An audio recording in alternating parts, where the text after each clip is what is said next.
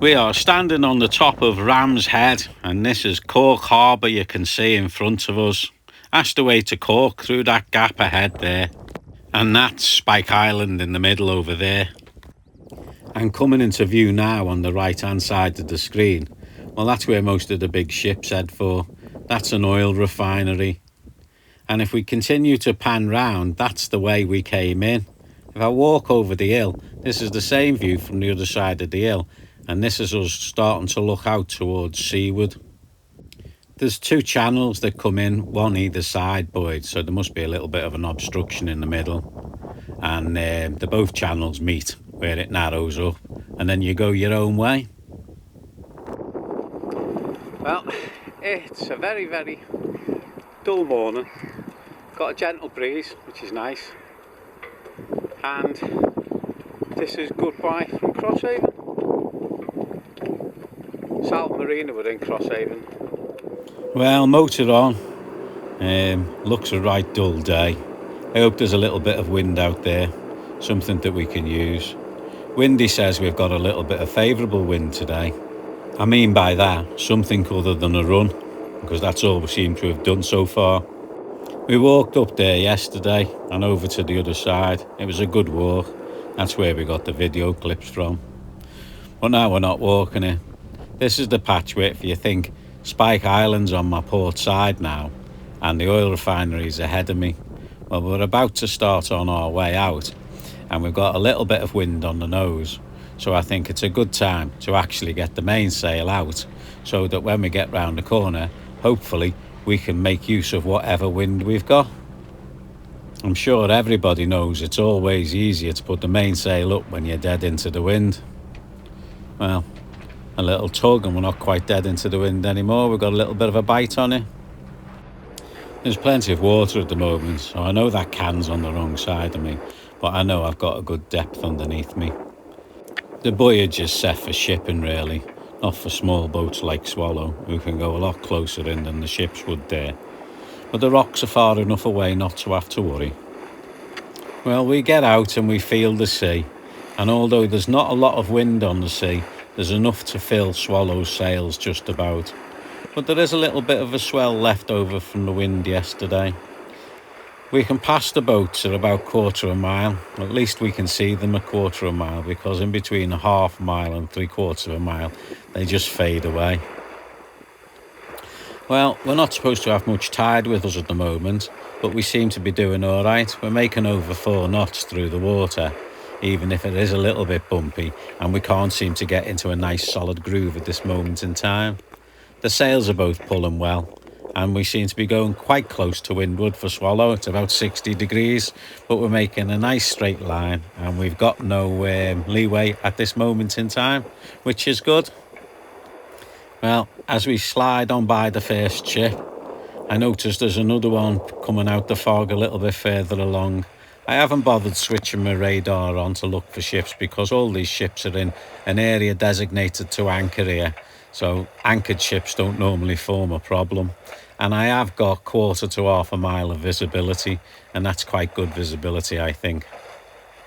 Again, I don't know whether it's the Irish Sea. Oh, sorry, it's not even the Irish Sea. If it's the Atlantic swell that's coming in or what, but I doubt that very much. It's a little bit of a local swell and maybe a little bit of an overfall area. But we seem to be bouncing a lot considering there's not enough wind to make us scream along. I've got to say though, it's a hell of a lot more comfortable doing this than it is running, even if it is a little bit lumpy. Say, 4 knots easy. Well, it goes up and down like Billy O, but you draw the middle bit. She's sitting there now 4.7. She's doing 4 knots. We've got 12 knots of wind, which is a lovely amount of wind to have on the nose, but don't forget some of that is accumulated by our 4 knots, so it's about 8 knots. So we've got about 8 knots of true wind, and we're in the direction we want to go. And the sails seem to be setting lovely, although there's a few creases there along the luff, and maybe if I peel them out a little bit, that draft might move forward just a tiny little bit. And that's a lovely draft stripe there. As I'm sure you can see, Swallow seems to be finding a little bit of a groove now and settling down. The lump in the water has just dropped enough for us to be able to smooth out a little bit and pick up a bit of a pace. And that's what she's doing. She's making full use of it. Because as you can see by the water itself, there's not a lot of wind on it, just a little bit of a lump instead. But we're having fun with that now.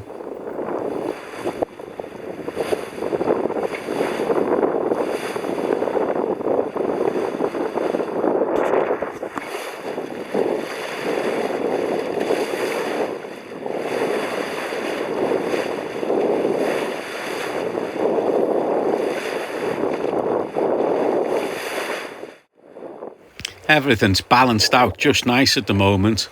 Sails are pulling well, boat's in a nice groove, and it makes a great big change not to be on a run, to actually have a bit of wind forward of the beam and be able to shove yourself along in a comfortable motion where the boat stays rock steady. Lisa's waving, can you see her? Wave back.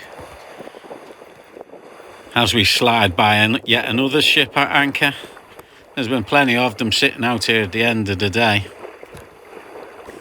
Behind us, you can hardly see anything, considering there's loads of land just a mile away. And here's another ship lurking half a mile out in the fog, pointing at us no doubt, but they're all at anchor. We can check them out in the AIS if we want to. We're making fairly decent passage considering we're shoving tide, only a little bit of tide, 0.4 of a knot. We've probably got the best part of 10 knots of wind now, continuous, although this thing says about 12 to 13, but that's because it's adding up our speed through the areas as well and sticking it on top of the figure. Here's the view, heeled over, well only heeled a couple of degrees, but all you can see is mist, mist, mist, more mist, and then some misty water ahead of us. And then the water, nicely grey coloured on the outside there, but it is moving past us quite quickly, which is always really nice. Making passage in comfort for a change. I can sit here and enjoy this on this tack all day. It's not quite the same on the other tack if you're on a starboard tack, but on a port tack, this is great stuff.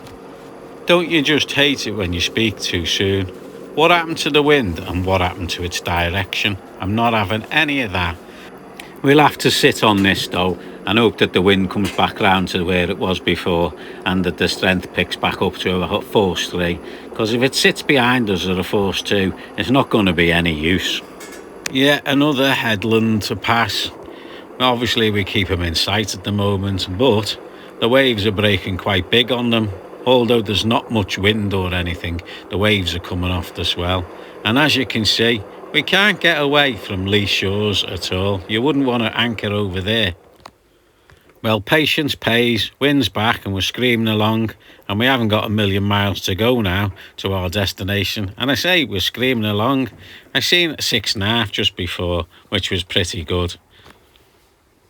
And the sea's flattened out too, so it's not even bumpy anymore. It's quite silky. It's like a magic carpet now, just slipping along.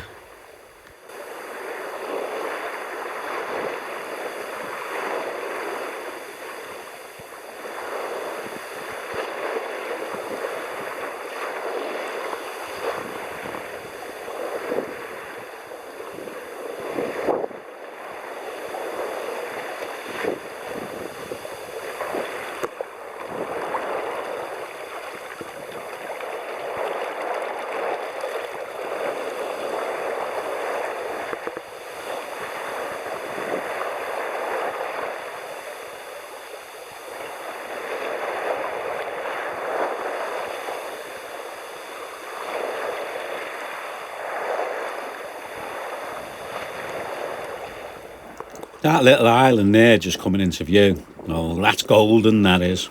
Or at least it's called Sovereign. It's called a Little Sovereign. It marks the entrance to an anchorage. Oyster Haven, the anchorage is. And Little Sovereign's got a big brother. His brother's a bit bigger than him, so he's simply named Big Sovereign.